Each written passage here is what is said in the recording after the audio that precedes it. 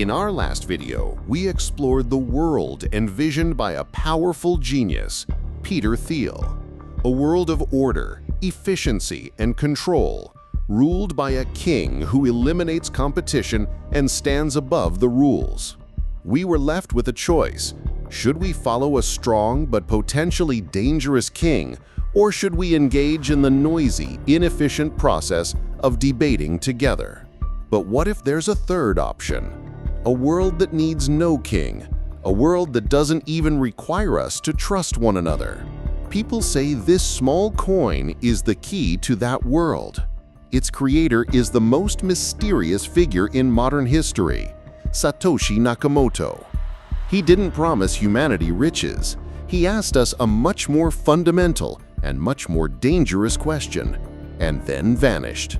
Today, we will follow his ghostly trail to find the last question he left for us all. In September 2008, the world collapsed. The things we trusted most, massive banks with centuries of history, our government's financial system, vanished in an instant like a mirage. People lost their life savings, their homes, and their faith in the future. The problem wasn't just an economic crisis. It was a crisis of the system of trust itself. We trusted the banks to keep our money safe. We trusted the government to regulate those banks. This invisible network of faith that held our society together was shattered by the greed of a small financial elite. It was a moment when all of our trust was betrayed. It was at that very moment, on October 31st of that same desperate year, that a white paper was quietly posted to a dark corner of the internet. Bitcoin, a peer-to-peer electronic cash system.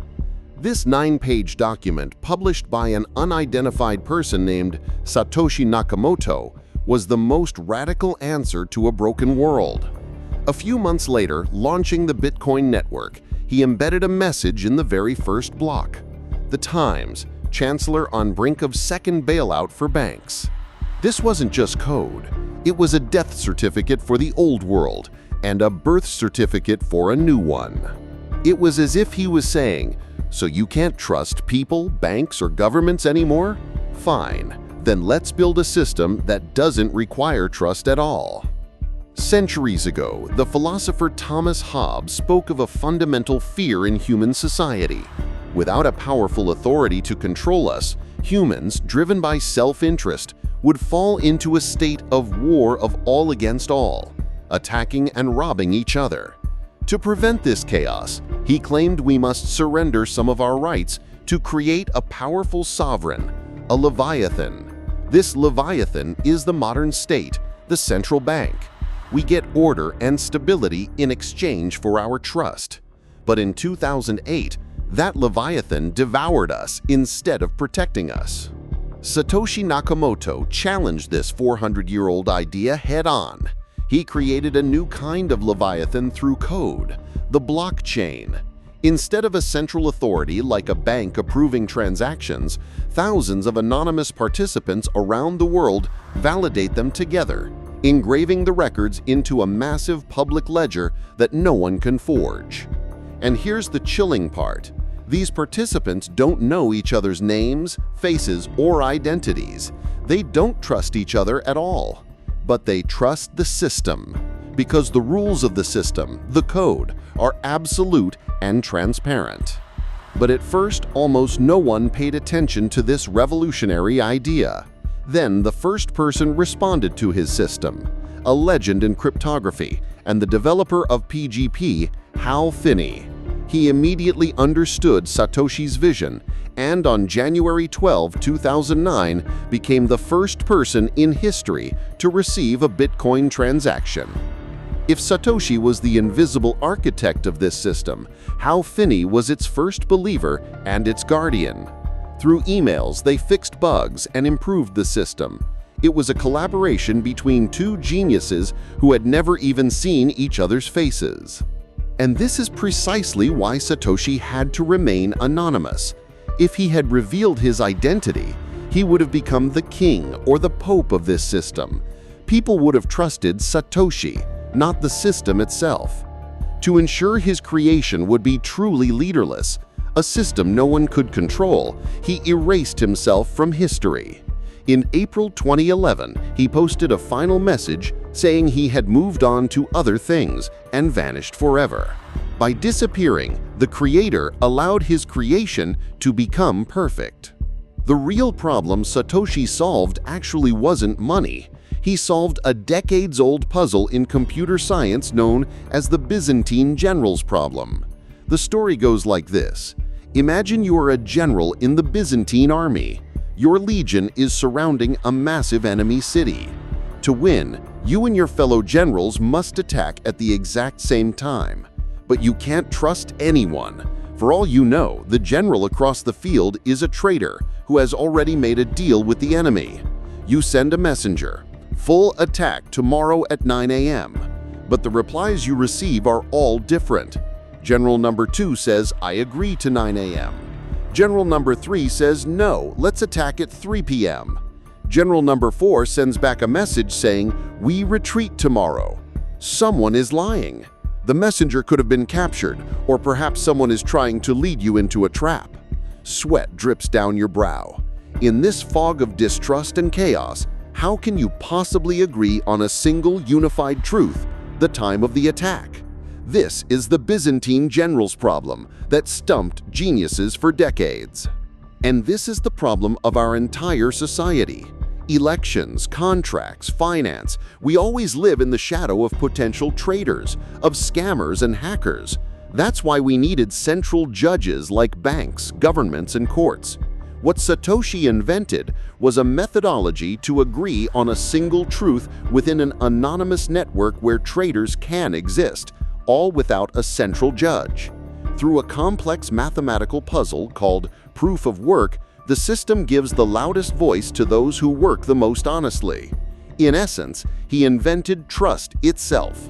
So in the end, Satoshi answered Hobbes' question this way.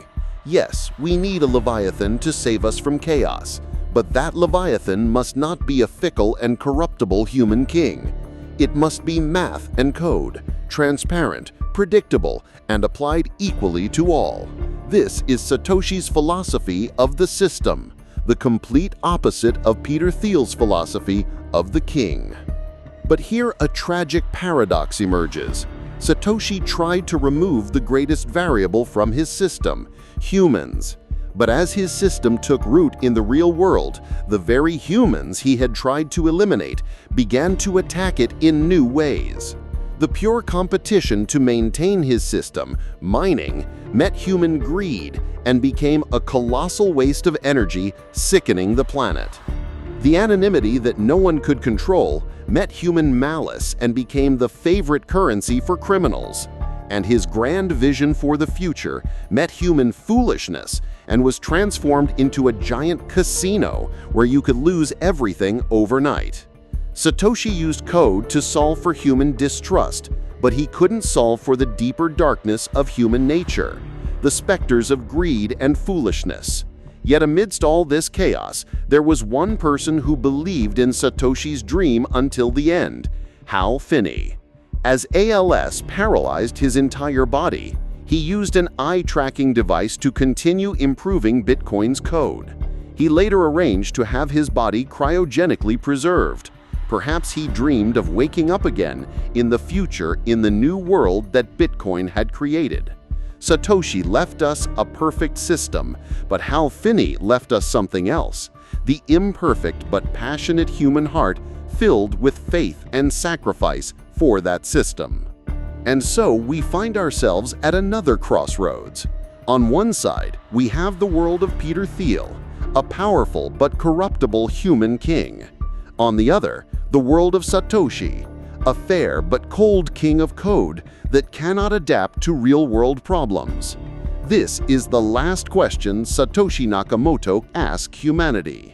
In a world full of flawed human beings, should we entrust our destiny to a perfect, unchanging system of rules, even if it might lead to unpredictable disasters? Or should we continue to trust flawed human leaders who can betray us at any moment, but who can also adapt and evolve in a crisis? But what if the human leader and the code system merge to become a giant monster that watches us all? There is a man who escaped from the heart of that monster to reveal the truth. Edward Snowden. In our next video, the man who said no to the system that watches everything, we will reflect on what his revelations mean for us today. Please share your thoughts in the comments, and if you wish to continue this great debate, click the screen now.